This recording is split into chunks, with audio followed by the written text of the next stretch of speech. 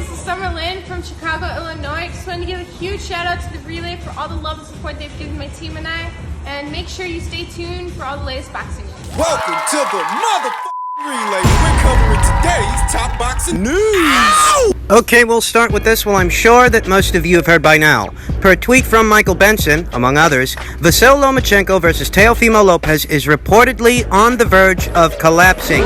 It's claimed Loma has agreed to a deal to be paid over $3.25 million, which is a concession from his original contract guarantee. But Lopez has rejected the $1.2 million take-it-or-leave-it offer, according to The Athletic Box. Those of you that follow this channel may have noticed that I hadn't quite touched on the developments in association with this fight for a while because the developments themselves were very immaterial. I didn't know if this fight was on or off. I didn't know if it was going to be a pay-per-view or otherwise. I didn't know what the hell was going on with this thing. So I thought it prudent to wait for concrete news to come out, to allow the story more time to fully develop until something conclusive surfaces. And this is what we're hearing. About a day or so ago, Boxing Scene ran an article featuring some quotes from Bob Arum, where Bob was saying that the fight itself might not even be a pay-per-view. The fight itself might air on regular ESPN. And I wondered, what effect is this going to have on the fighters' prices? That's important. It not being a pay-per-view. Because if it's not a pay-per-view, that then means the fighters don't stand to make as much. And if they don't stand to make as much, this might affect whether or not they even want to have the fight. We're going October 3rd. We're negotiating the prices with Teofimo and Lomachenko. We're making progress and hopefully we'll get it agreed to soon. ESPN is gonna do it. I don't know whether they'll do it on linear or pay-per-view, but that's up to them. It's an expensive fight, but if college football goes away due to COVID-19, instead of showing a big football game, say a Michigan-Ohio State game, for example, we do Lomachenko versus Lopez and put 2 title fights with it.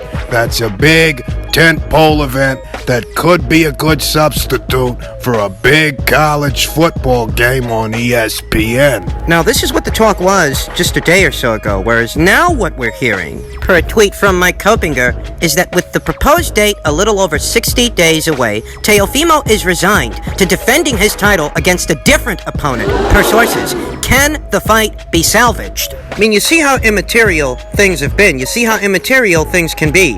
Where only a day or so ago, Bob Arum would have had you believe that the target date is set October 3rd and that all systems are a-go, with or without an audience. Look at where we are now. Look at just how quickly things can change. Now the fight is in jeopardy. Now the rumor mill is spinning, and Teofimo Lopez may be fighting someone else in defense of his IBF world title. That's how fast things can change. And that's how fast things can go wrong in the sport of boxing.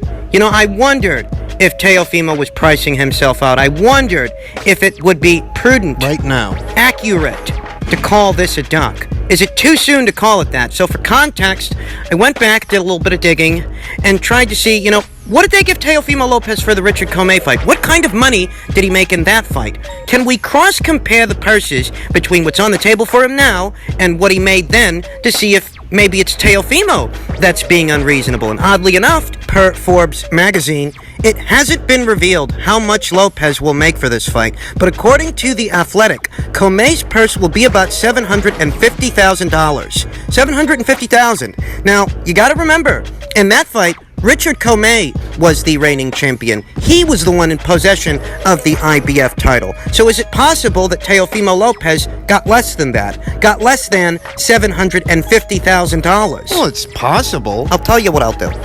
I'll go out on a limb here, and I'll say that perhaps Teofimo didn't get less than Richard Commey. Maybe he got something comparable. Maybe Teofimo got a cool $700,000. I mean, isn't that what they just gave Shakur Stevenson in his last fight? Yeah. And that was in the bubble, you understand. That was just a regular old keep busy fight, regular old tune-up fight. So it's possible that at the time Teofimo Lopez fought Richard Commey, he was making something close to $1 million. It's possible. Let's hypothesize that. Right, let's do it. And then, let's look at the number that's on the table for him now. Something to the tune of $1.2 million. The question is Is that a flat 1.2 million because ESPN wasn't going to stage this as a pay-per-view?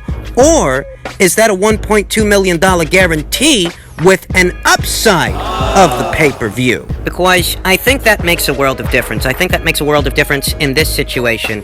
If Teofimo Lopez only stood to make a flat 1.2 million, or if he stood to make in excess of 1.2 million, depending on how the pay-per-view did. I think that's important. I think that requires some consideration. I'll tell you what I think. I think that if that 1.2 million is a guaranteed 1.2 with an additional upside of the pay-per-view, right? Right. If that's what was on the table for Teofimo, and that's what Teofimo rejected, then we can say that this is a duck. Then we can say that he priced himself out. Because for all that hooping and hollering and talking shit, You're the one that's walking away. look, we're in the middle of a global pandemic. We're not out of this thing. This isn't over. And we don't know that this is a fight that would be staged in front of a live audience. In all likelihood, it wouldn't. Perhaps not. And if there's no audience, there's no gate revenue. That's a reality that everybody's dealing with right now. But I'll tell you what. If you truly believe that you can beat Vasyl Lomachenko, and this is the opportunity that you've been working towards all this time, you make sacrifices. So your purse isn't for the original amount. Neither is Vasyl Lomachenko's. He's taking a pay cut too.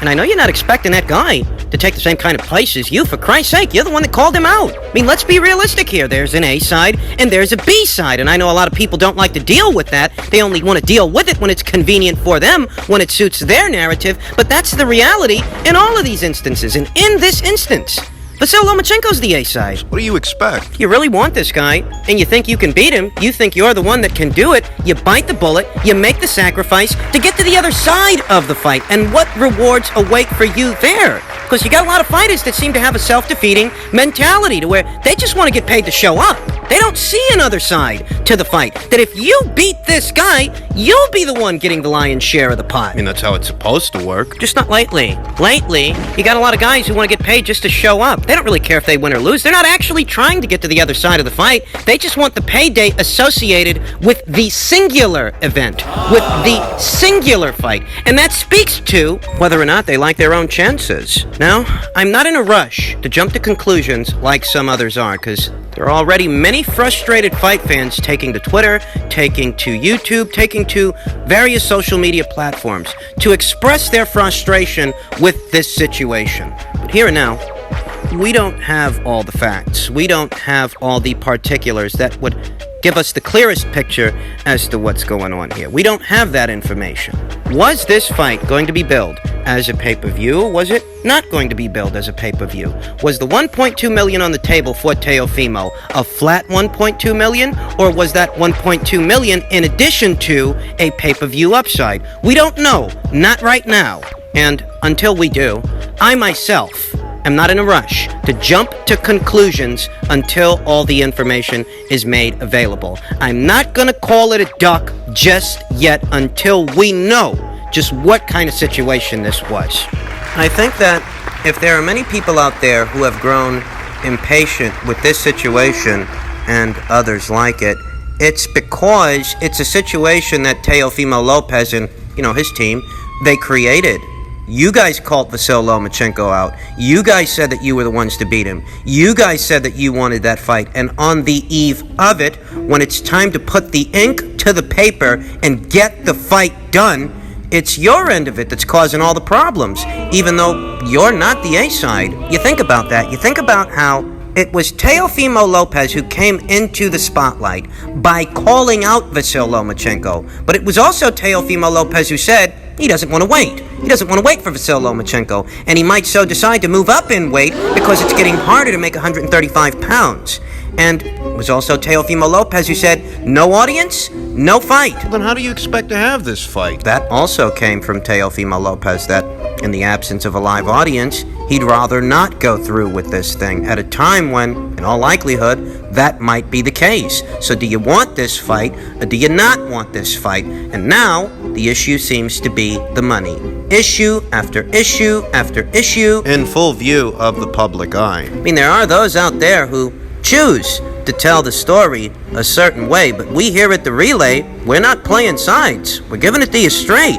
All of this stuff came from Teofimo's end of it, the same Teofimo Lopez who claimed he wanted this fight so fucking bad. You sure? And this isn't even the only immaterial situation of its kind in the lightweight division. When it comes to that Ryan Garcia versus Luke Campbell fight, according to Oscar De La Coca, that fight's not done either. I don't even know what the hell the holdup is with that thing. I mean, it's a great fight, don't get me wrong, but it's not so big that it should have all these delays. And an abundance of these situations creates an environment to where it's hard to be a boxing fan. It's fucking frustrating. Basically. Just delays. Garcia versus Campbell, that's all held up. Teofimo Lopez versus Vasyl Lomachenko, that might not fucking happen. What the hell did you get me all excited about it for? And that, in a nutshell, explains why the criticism is being levied towards Teofimo Lopez the most. Because you came into the spotlight by calling this guy out. You came into the spotlight by saying that you were going to take over and you were going to be the one to beat this guy, yet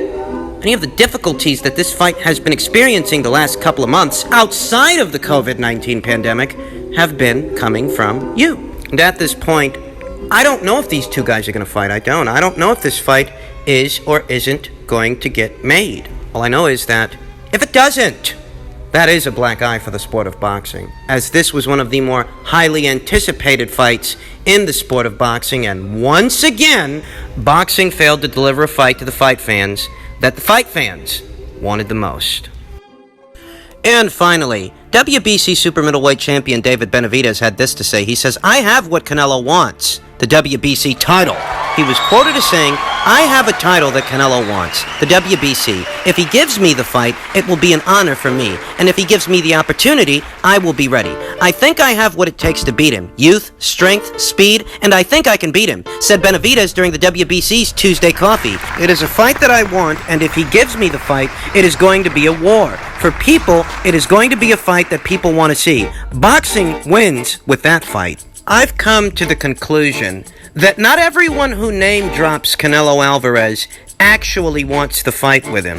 I've come to the conclusion that some of these fighters, particular to the PBC, the guys on the PBC side of things, there's no shortage of guys over there mentioning Canelo Alvarez. Guys like Jermall Charlo, guys like Caleb Plant, guys like David Benavidez. But ultimately, for all those mentions and all that name dropping, I don't believe that those guys actually want the fight. So then why do they keep talking about that guy? So that they can ride his wave, coattail his success, attach their name to his to get the fight fans talking, building a buzz around a fight that they have no intention of having. But in the in-between time, it'll get their other fights, their interim fights, their title defenses, viewership. I mean, take Caleb Plant, for example. He was offered the opportunity, and he treated the opportunity as if it was some kind of a chore, some kind of an inconvenience. Oscar said they offered Jamal the fight. I didn't forget that Oscar De La Hoya said Jermall Charlo was offered the fight, and a member of his team turned it down. I didn't forget that.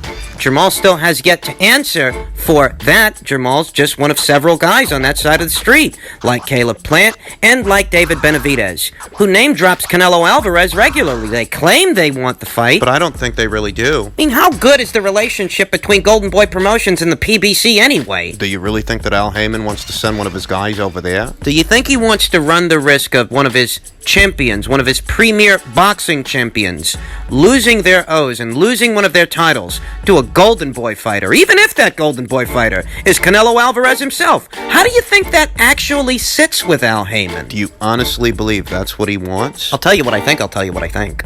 I'd sooner believe that the reason that Jermall Charlo and Caleb Plant and now David Benavidez regularly name drop Canelo Alvarez is as a marketing ploy. They don't actually want that fight, and Even if by some chance they did, Al Heyman in all likelihood wouldn't let them have it. I mean, wasn't it Gervonta Davis who said very recently that he begged Al Heyman to let him take the Tevin Farmer fight?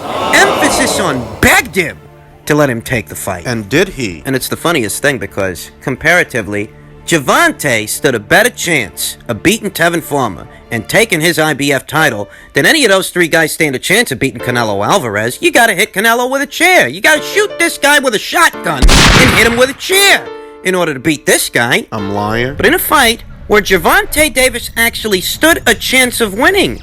Al Heyman was still not on board. Al Heyman still didn't let Gervonta have that fight. So what makes you think he'd let either Caleb Plant or David Benavidez or Jamal Charlo Cross the street to have a Canelo fight. What makes you think that he'd be on board with that? He wouldn't. And if he wouldn't, why is it that so many of his fighters keep calling out Canelo Alvarez? I believe is because he's coaching them to. He doesn't have any intention of making a fight with Canelo Alvarez for those guys. None whatsoever. But he will allow those guys to ride Canelo's wave. And use his name to get articles written about them. And this marketing tactic isn't limited to the middleweight division.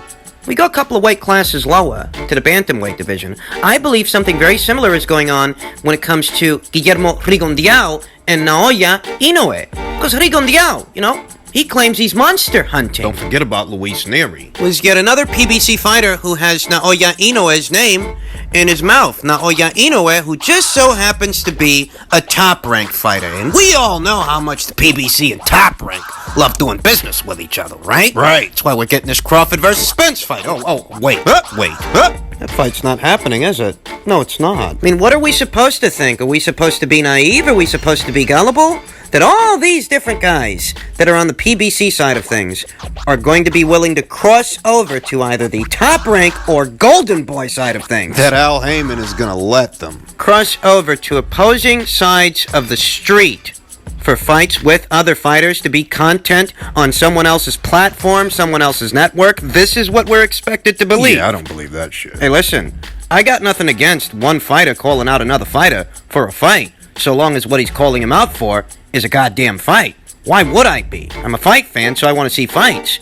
But when I see these guys who aren't likely to show up on somebody else's network to fight under someone else's banner, even Canelo's, when I see these guys using his name as much as they do, I have to ask myself, what's really going on here? And what I think is really going on there is clout chasing. They have no intention of fighting him, but they have every intention of using his name to get themselves a buzz. David ain't even about to fight a guy on his own side of the street, so he's gonna fight a guy on somebody else's side? Caleb Plant and David Benavidez, two unbeaten world champions in the super middleweight division that fight on the same networks under the same banner, and they're not even fighting each other. I can't even make that fucking shit happen. But you're gonna cross the street for Canelo, huh? That's the story? Yeah, I'm not buying it.